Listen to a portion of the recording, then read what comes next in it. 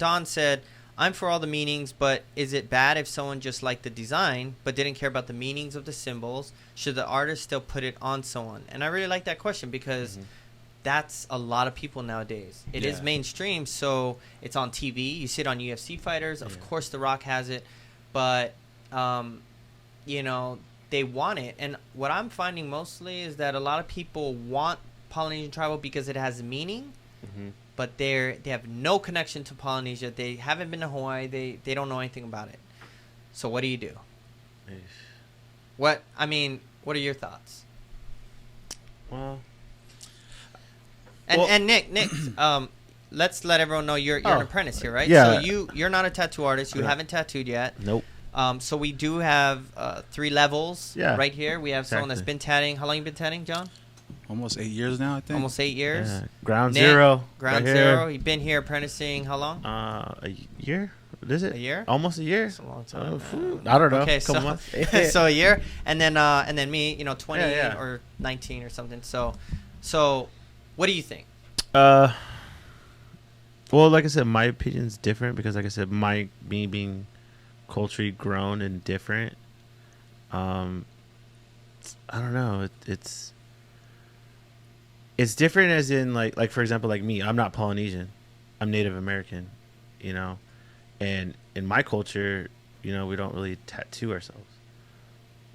But And you have a Polynesian tattoo, and that's how we yeah, met. yeah, and for me, I was the same way too. Me being not Polynesian, but yet being Native, and I was like, I want to tell a story of my culture, because the way we tell stories is through song, not through body art. Right. And I needed something that basically that I can see and have on me that reminds me of my roots and where I come from. And that's why you did it. Yeah. That's why I got it. Okay, so Native Americans have tattoos. Oh yeah. Correct? Yeah. Why didn't you go get a Native American tattoo? What drew you to the Polynesian tattoo?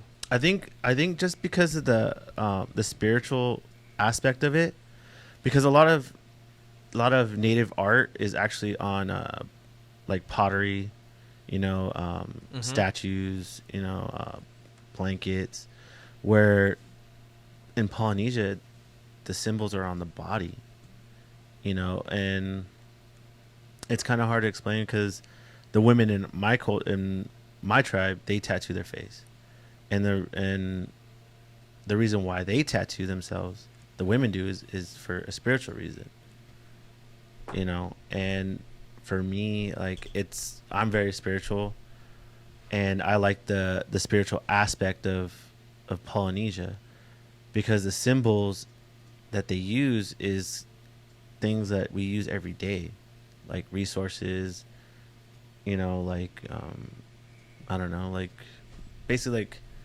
No, I get it. Yeah, I'm sorry. So John, sorry. you have Polynesian tattoos, right? Yeah. And are you Polynesian? Filipino. Is that Polynesian to you? No. What is Filipino?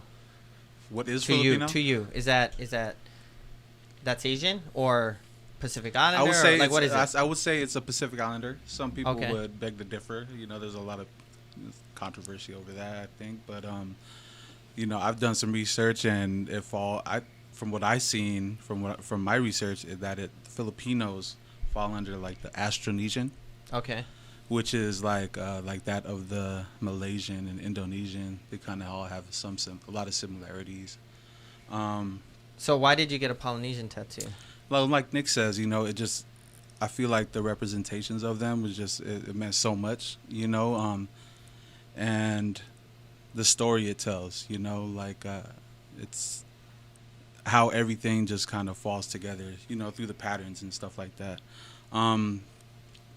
Filipinos have their own set style of tribal artwork as well, and but when you compare the two, there's a lot of comparisons, and they share a lot of similarities. So I guess you could say there's some Polynesian, but also there's some Filipino artwork in my pieces as well.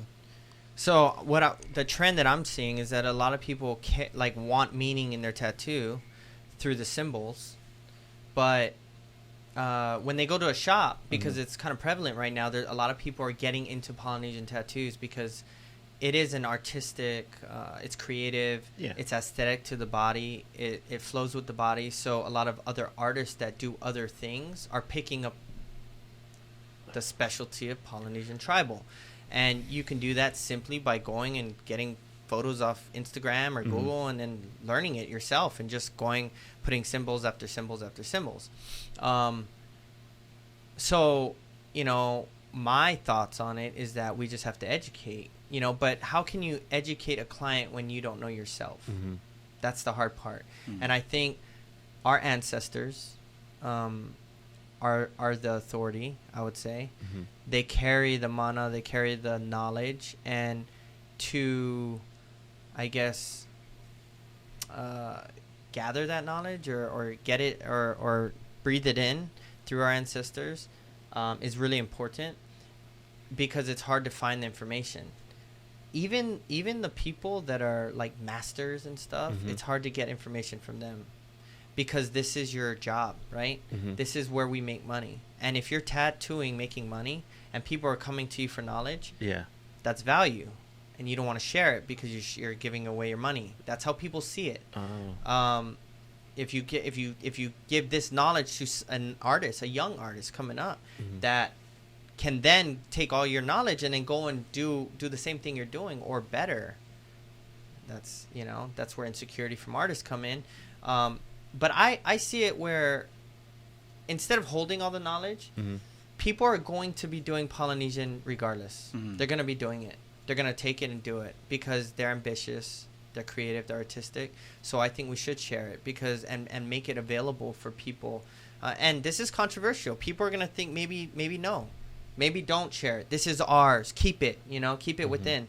But we're in an age now where technology, things are being shared everywhere, and it's moving fast. With a click. And they're gonna do it no matter what. Yeah.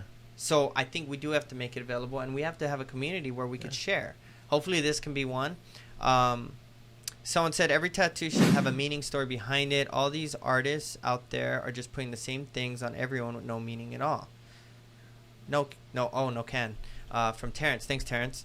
I'm going to give you guys an example real quick. I'm just going to wing it right here. So I'm going to give you an example of meanings. I would say the most prevalent, common symbol in Polynesian tattoos is the spearhead. Everyone comes in, and when you think Polynesian tattoo, you think the spearhead.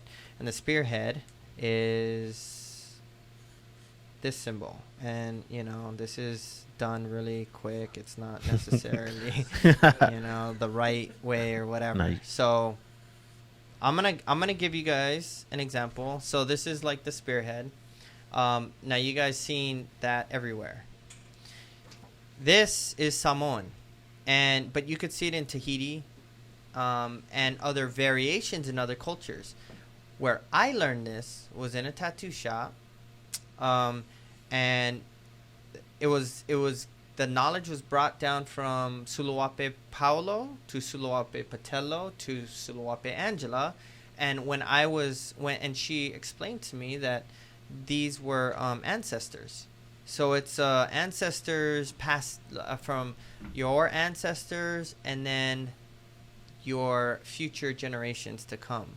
So when you do the symbol itself, now again, this is me just gaining the knowledge as I can, and this was shared to me. So she said to go ahead and you know, you always do it starting where it doesn't end. It's hard to explain, and it keeps going. Okay, it keeps going off. It doesn't just end. Now this is it's taken from that. Like, I heard that, and that's what I was doing because I was like, oh, I like that. You know, there's a lot of meaning to that. But now, in modern times, that's known as a spearhead for war, like combat, fierce. If you go on Google and you type in spearhead, Polynesian meanings, whatever, that's all you see. You see warrior spirit, fighting spirit. Okay, so let's talk about that. What's right and wrong? I don't even know if she's right. I have no way to say, but that's knowledge that I gain, right? Now, if I go on Google and I see spearheads mean fighting spirit, warrior, fierce, right? Is that right or wrong?